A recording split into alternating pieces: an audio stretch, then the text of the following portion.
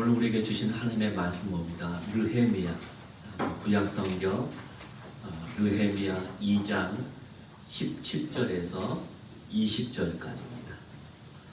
후에 그들에게 이르기를 우리가 당한 공경은 너희도 보고 있는 바라.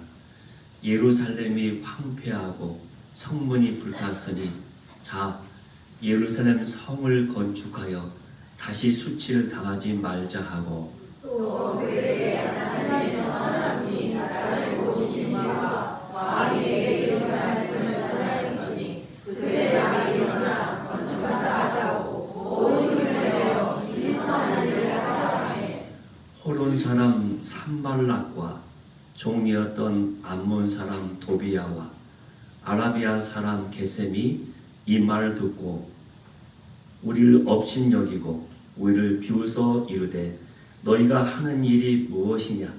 너희가 왕을 배반하고자 하느냐 하기로 내가 그에게 대답하여 이르되 하늘의 하나님이 우리를 형통하게 하시니 그의 종들이 우리가 일어나 건축하려마 오직 너희에게는 예루살렘에서 아무 기업도 없고 권리도 없고 기억되는 바도 없다 되었느니라. 아멘. 자, 먼저 그림을 하나 보여주십시오. 자, 저기는 어디일까요? 저 어디죠? 많이 봤던 그림 같은데.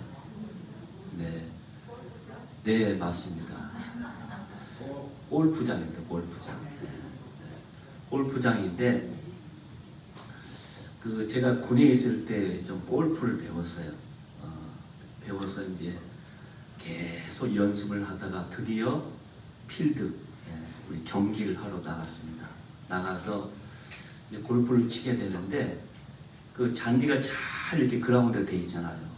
그걸 페어웨이라고 합니다. 잘 관리되어 있어요.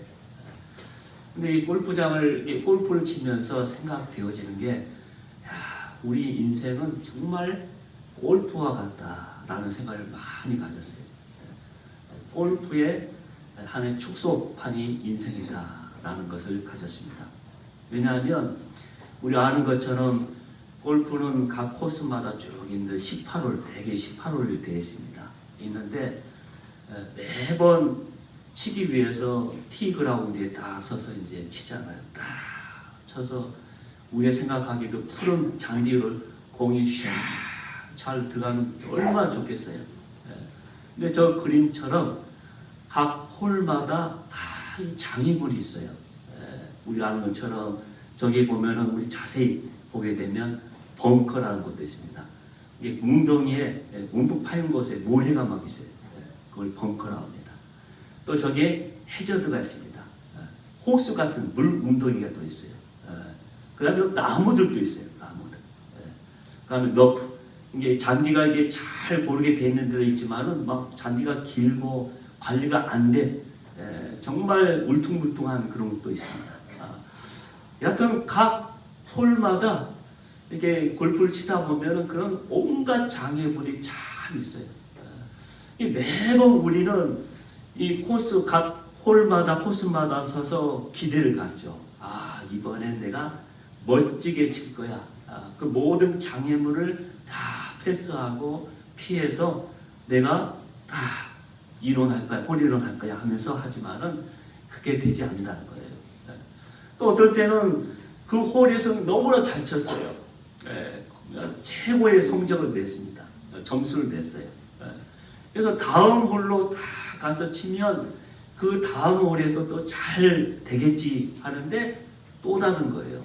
왜냐하면 각 코스마다 다 코스가 다르고요. 그다음에 또 장애물이 다 달라요. 그렇게 아주 그냥 복잡하게 다 이렇게 만들어져 있습니다. 그게 골프입니다. 그래서 우리 인생도 마찬가지 반드시 장애물이 있다는 겁니다. 이것은 믿음을 갖고 있는 우리들도 마찬가지입니다. 우리가 개인적으로 내가 넘어야 할 장애물이 있고 또 우리 국가적으로 반드시 넘어야 할 장애물들이 다 있다는 겁니다. 그래서 그 문제를 어떻게 내가 해결하면서 내가 돌파하면서 살아갈 건가 그것을 우리가 오늘 말씀을 통해서 같이 나누고자 합니다. 우리 여호수아 3장에 보게 되면 이스라엘 백성들이 애굽 땅에 내려가서 430년 동안 노예 생활을 하죠. 노예 생활을 하는데 너무나 길고 너무나 힘듭니다. 중노동, 아무런 인권도 없고 모든 것들이 얼마나 힘들겠어요. 이스라엘 백성들이 너무나 힘드니까 드디어 그들이 잊고 있었던 하나님께 막 부르짖습니다. 그럴 때 하나님께서 모세를 통해서 그들을 구출을 하시죠. 그래서 그들이 애굽 땅에서 탈출하게 되는데 그 탈출하는 과정이 그야말로 드라마틱하게 연결됩니다. 도저히 하나님의 은혜가 아니고서는 넘을 수 없는 강들을, 그 장애물들을 넘고 또 넘어서 드디어 탈출에 성공했어요. 자, 그렇게 됐으니까 이제 그 다음부터는 장애물이 없어야 하잖아요. 좀 힘든 것도 없고 고난도 없고 하나님께서 오랫동안 그렇게 온갖 어려움과 압박과 서러움 가운데 이제 겨우 해방되었으니까 없어야죠. 하나님께서 그들을 구원하시려고 마음에 작정하셨으면 이제 그렇게 좀 고난을 당했으니까 그 정도 했으면 이제 그 다음부터 참 그 모든 것들이 펼쳐져야 하는데 웬걸 애굽 땅에서 나오자마자 바로 이어져서 바로 광야 40년이 기다리고 있습니다. 근데 그 광야 가운데 또 온갖 그들 먹는 것, 마시는 것, 또 많은 이방 민족과 또 같이 대적하고 또 그 모든 과정들을 다 만나게 되는 거예요. 근데 하나님께서 그 어찌어찌해서 그렇죠? 만나와 매출하기, 또 반성해서 물도 내시고, 그 다음에 불기둥과 구름기둥으로 그들이 항상 부르실 때마다 그들 품에 안으시면서 계속 인도하고 해서 드디어 광야 40년 쭉 지나서 어디까지 왔느냐? 요단강 앞까지 왔습니다. 다시 말해서 요 요단강만 건너면 저 뭐가 보입니까? 가나안 땅이 보이는 거예요. 요단 강가에서 다 보니까 드디어 그렇게 약속의 땅, 그리워했던 그 땅이 쫙 보이는 거예요. 그런데 이때도 마지막 장애물이 있습니다. 어떤 장애물입니까? 지금까지 그렇게 여호수아를 모세를 통해서 이스라엘 백성들을 잘 여기까지 인도했는데 갑자기 모세 거기서 죽습니다. 죽고 그 다음에 새로운 지도자 여호수아가 등장하는 거예요. 이 이스라엘 민족 그 당시에 이 백성들한테는 이 여호수아는 정말로 믿음이 안 가는 그런 지휘관이죠. 지도자였어요. 또 그런 상태였는데 또 그 요단강이 이스라엘 백성들이 이제 요단강을 건너서 가나안 땅에 가야 하는데 그때 요단강 물이 제일 많을 때라고 되어 있습니다. 여호수아 3장에 보면 제일 물이 많을 때 그들이 도착한 거예요. 그것도 큰 장애물이에요. 또 하나 그들이 들어갈 그 가나안 땅이 그 약속의 땅이지만 비어 있는 땅이 아니에요. 거기는 이미 살고 있는 가나안 온주민들이 있습니다. 근데 그들은 철기 문명으로 무장된 그 사람들이었어요. 이게 이스라엘 백성과 비교해서 도저히 비교가 안 되는 엄청난 문명에 앞선 사람들이죠. 그래서 그렇게 또 장애물이 있는 거예요. 그래서 제가 여기서 말씀드리려고 하는 이유가 뭐냐면 약간 그 모든 인생의 과정에 우리 모든 과정에 계속 이렇게 장애물이 끊이지 않는다는 거예요. 또 그들이 약속의 땅에 들어갔지만 거기서 끝났습니까? 아니잖아요. 거기서 또 정복 전쟁을 해야 합니다. 전쟁을 해서 하나하나. 근데 그런 과정이 계속 이어지고 있는 것을 우리가 보게 되는 겁니다. 그래서 우리 인생에는 다 그렇다는 거예요. 자, 그랬을 때 우리가 어떻게 그 속에서 장애물을 내가 돌파하면서 승리의 삶을 살게 될 것인가?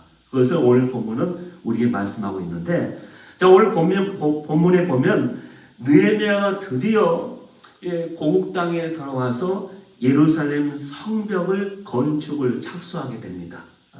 근데 거기서 착수하자마자 바로 장애물이 등장하고 있다는 거예요.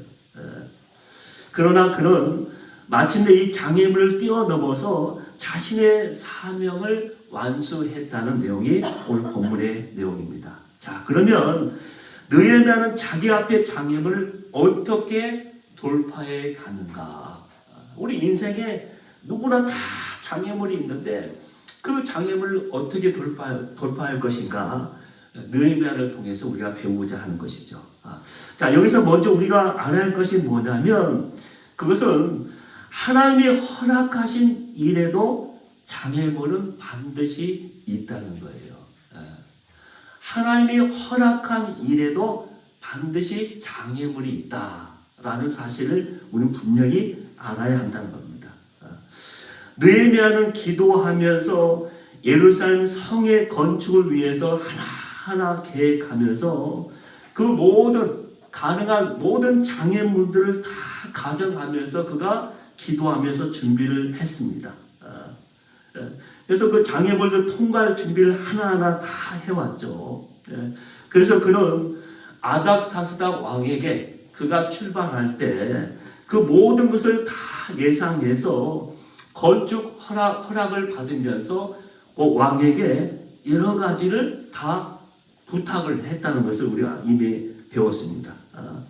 그래서 예루살렘 성에 도착하기까지 모든 통과할 수 있도록 우리가 무사히 통과할 수 있도록 왕이시여 모든 조소를 다 내려주십시오. 그 모든 나라들에게. 그 다음에 필요한 물품들을 저한테 주십시오. 명령해서 그 모든 것을 저한테 주십시오 하면서 다 했습니다. 그래서 여러 가지 장애물과 부족한 것, 그 모든 것들을 다 계획하면서 기도하면서 허락을 받아서 왔어요.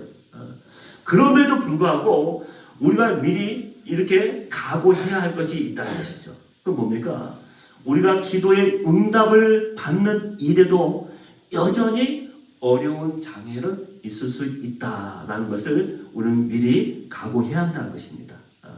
자, 오늘 본문에도 느헤미야가 아닥사스다 왕으로부터 예루살렘 성 건축 허락을 받아냈을 때 그것이 기도의 응답인 것을 느헤미야는 확신했습니다. 그가 또 그렇게 고백을 했어요.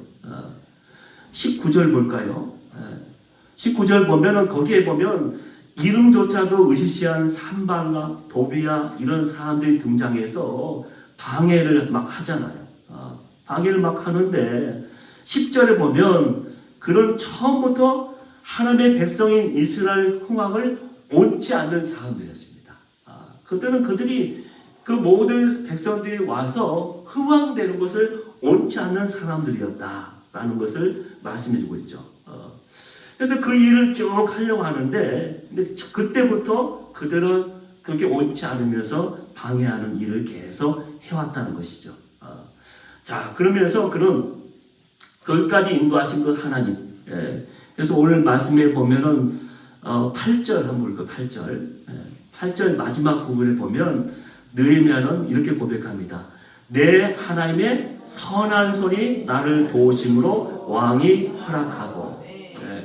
이 느헤미야는 자기가 기도하면서 그 모든 것을 다 해왔지만 그러나 하나님의 선한 손이 나를 도우셔서 결국 왕이 허락해서 이 일을 하게 되었다라고 분명히 그가 믿음으로 고백하고 있다는 거예요. 그렇게 고백하고 왔음에도 불구하고 이런 방해꾼들이 있다는 거예요. 방해꾼들이.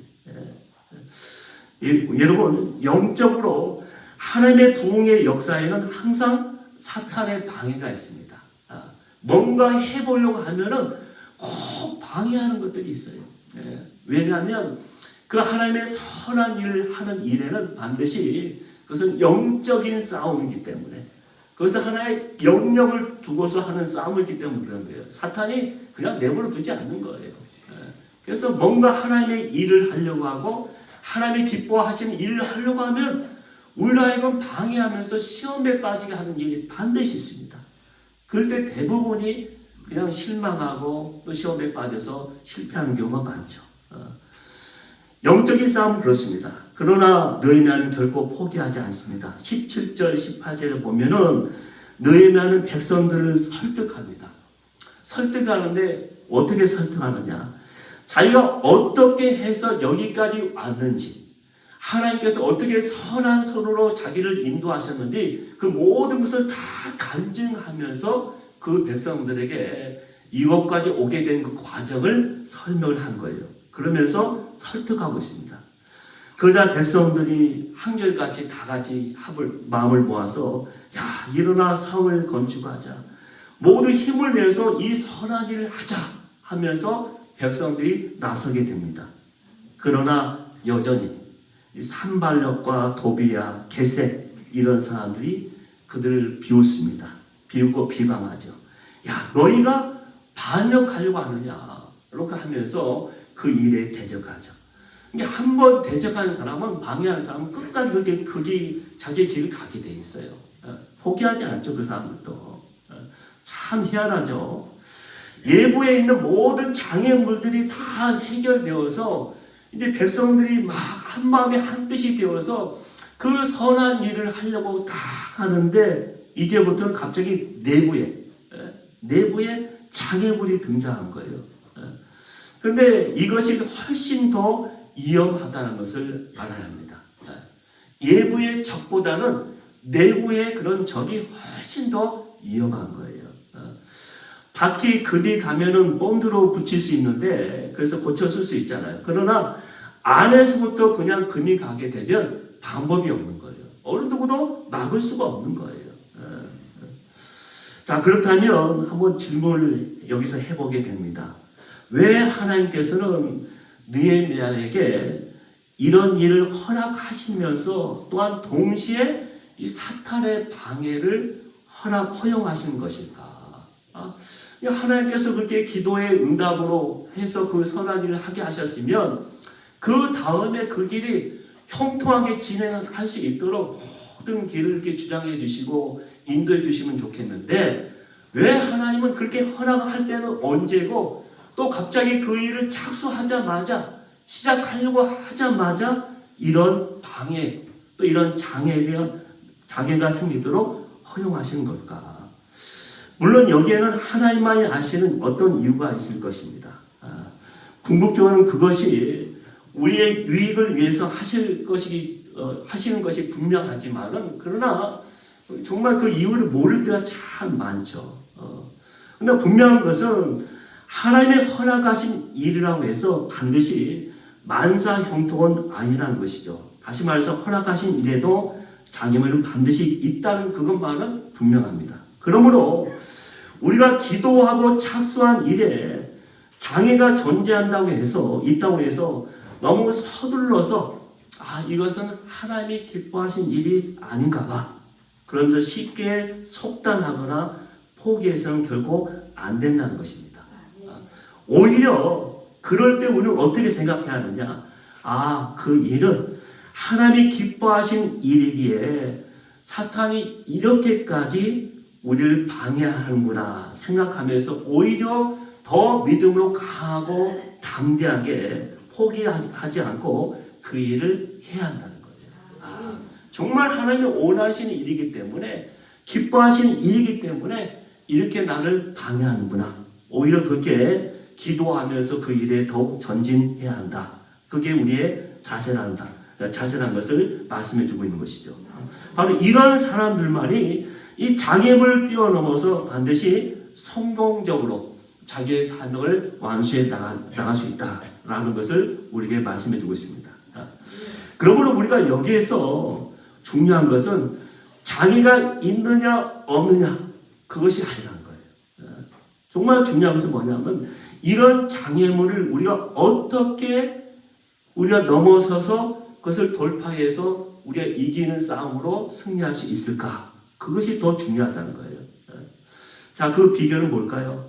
바로 오늘 말씀을 보면 느헤미야는 하나님을 신뢰함으로 그 장애를 넘어서고 있다는 것을 우리에게 말씀해 주고 있습니다. 아멘. 그때 하나님을 끝까지 신뢰해야 한다. 끝까지.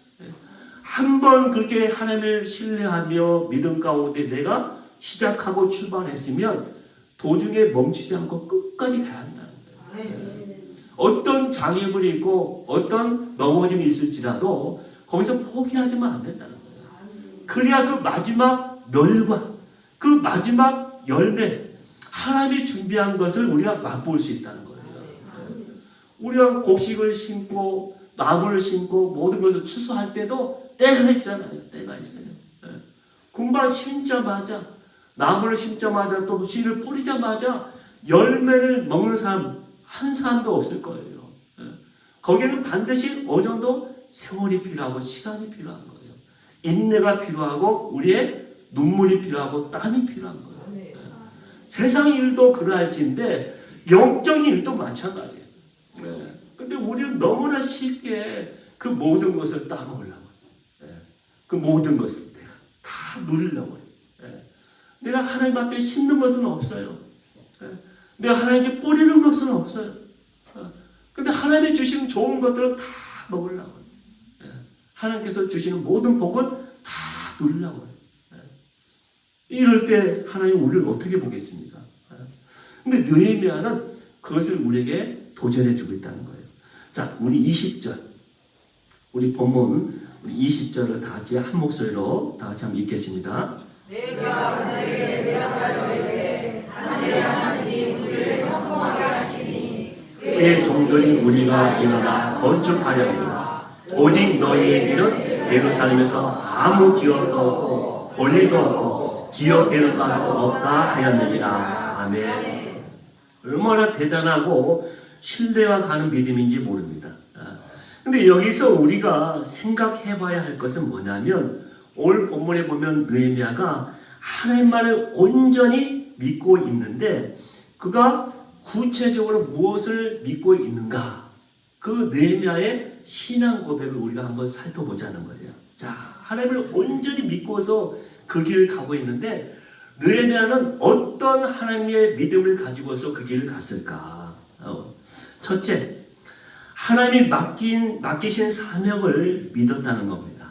하나님이 맡긴 사명, 그 사명을 그런 확신하며 믿음으로 갔다는 겁니다. 여기서 느헤미야는 그의 종들인 우리가 일어나 건축하려니와 이렇게 되어 있습니다.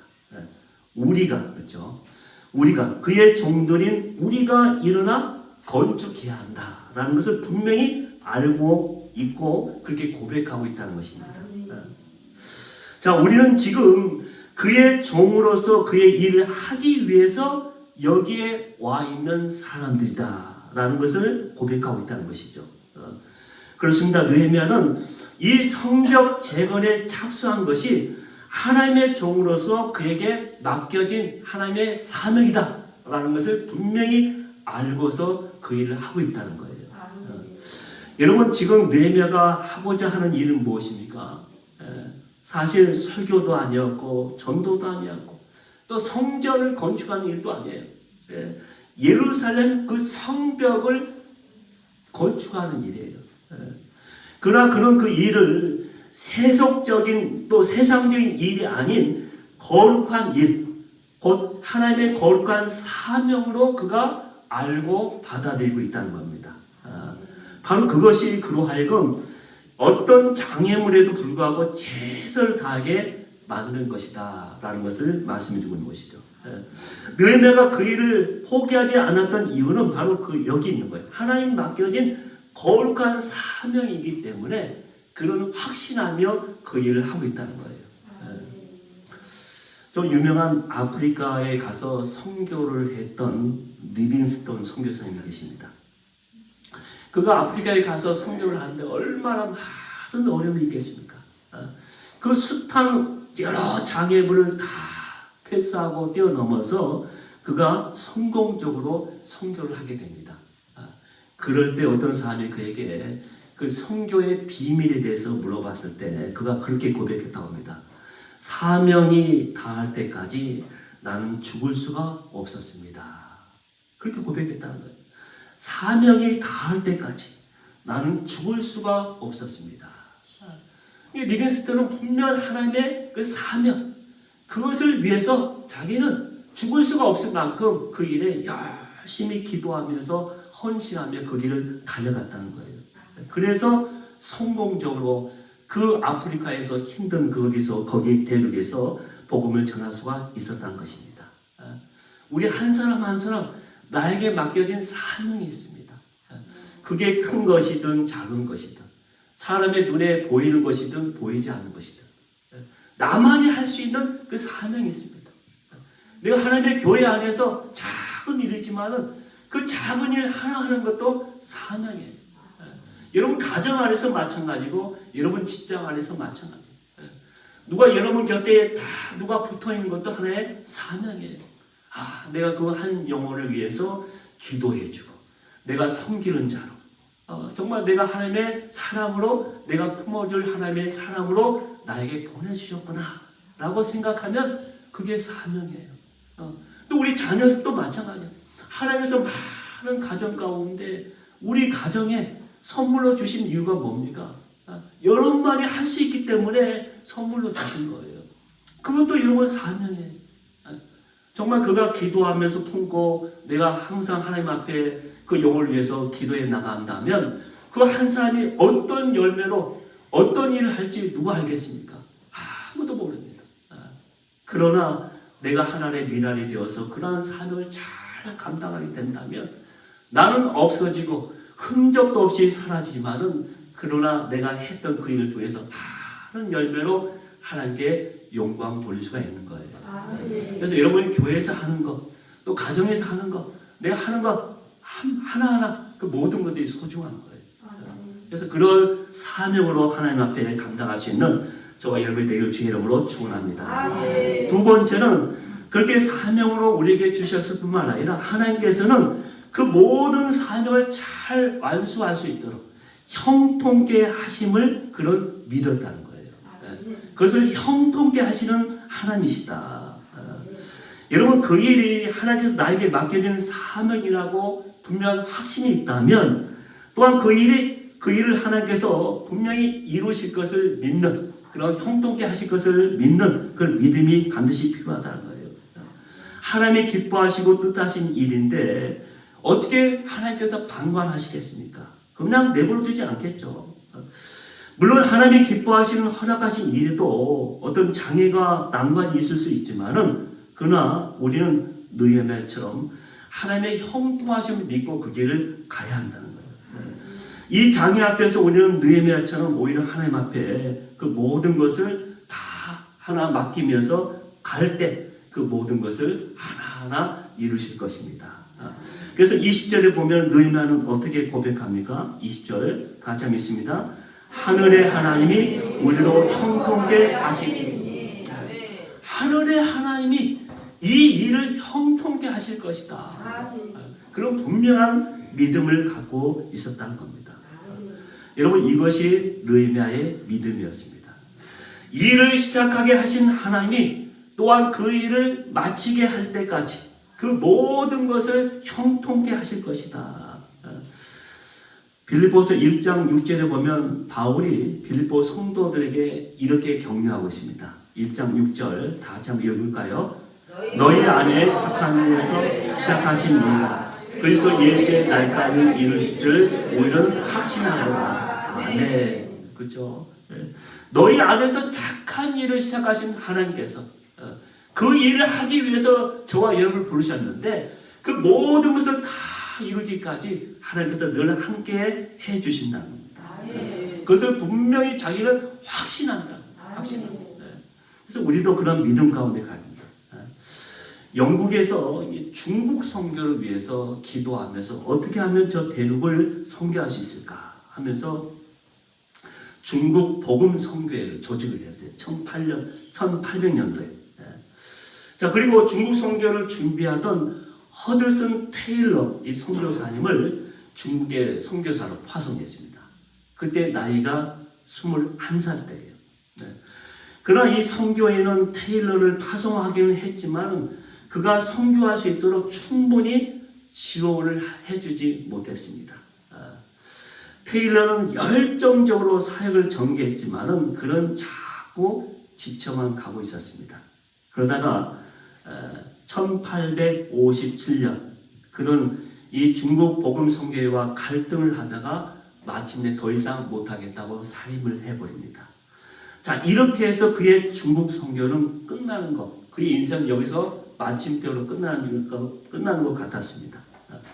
그러나 그 후에 이 테일러는 영국으로 돌아와서 조지 밀러 목사님, 또 스폴전 목사님, 이런 영적인, 당시의 영적인 거장들과 함께 기도하며 관계를 갖다가 중국 선교에 대한 새로운 비전을 갖게 됩니다. 그래서 그는 다시 한번 그가 여전히 품고 기도해 왔던 중국을 위해서 가기로 결정합니다. 근데 이번엔 다르게 합니다. 그는 10파운드와 기도라는 모토로 1865년에 중국 내지 선교회를 새롭게 조직합니다. 그래서 마지막에는 그 중국 선교를 성공적으로 이루게 되거든요.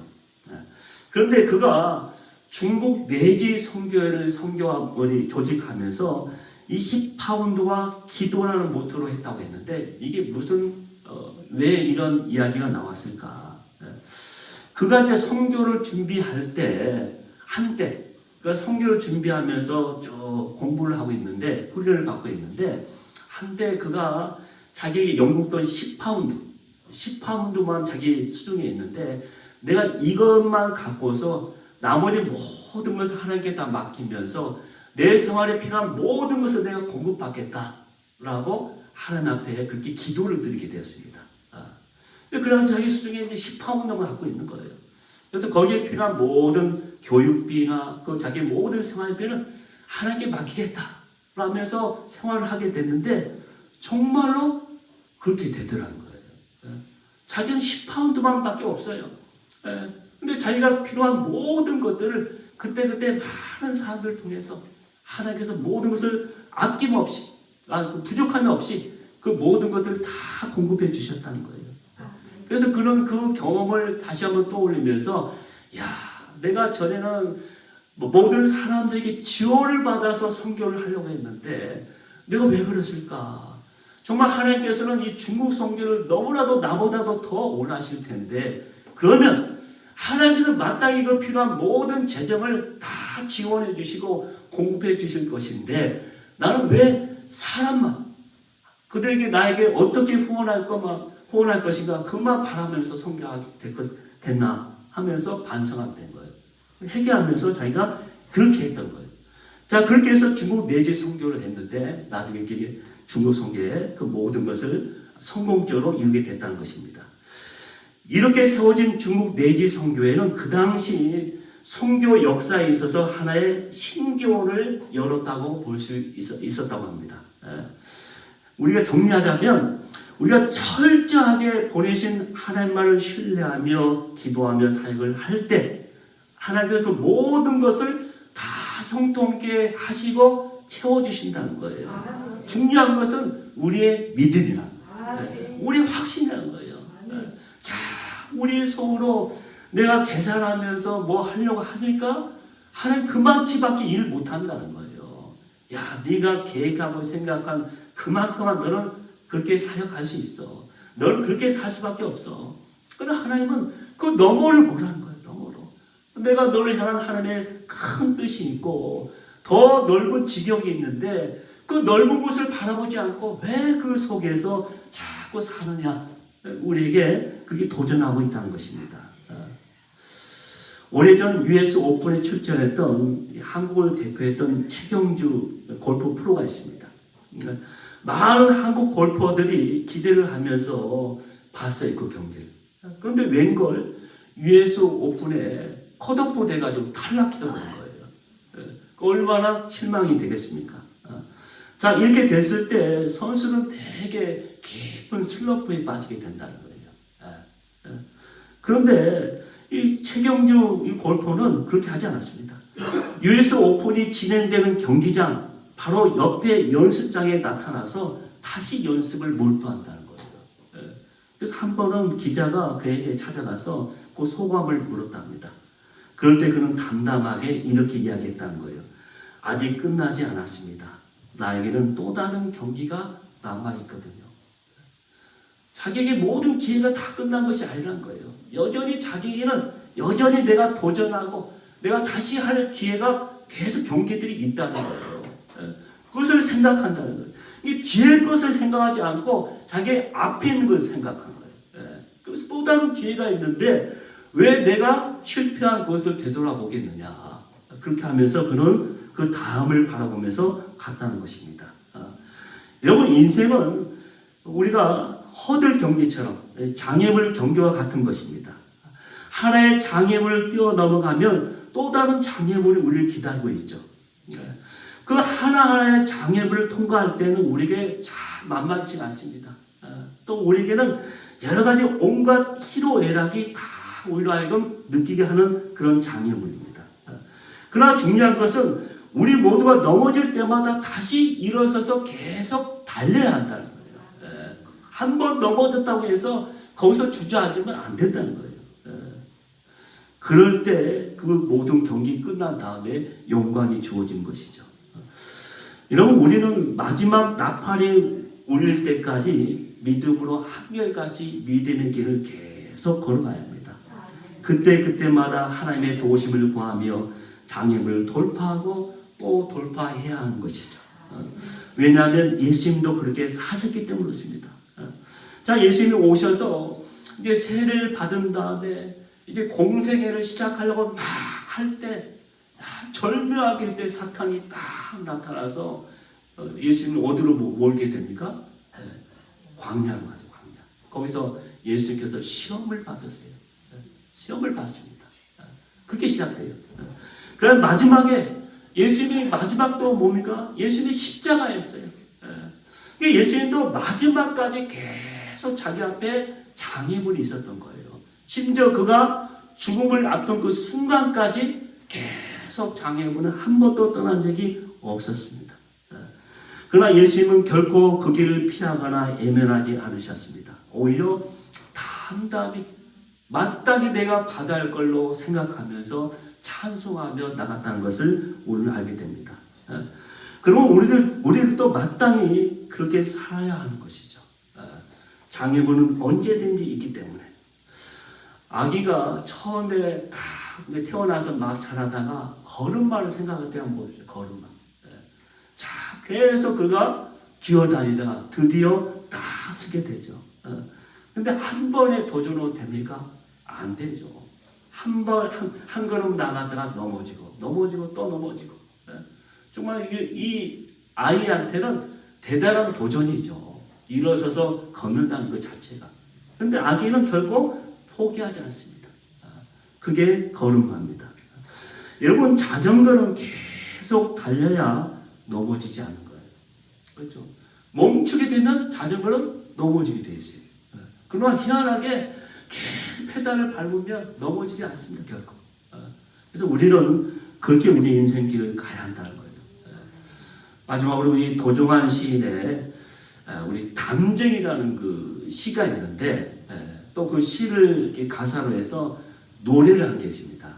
근데 제가 이 노래를 너무 좋아해요. 좋아해서 우리 시간상 다 틀지는 못하고 우리 1절만 한번 봤으면 좋겠습니다.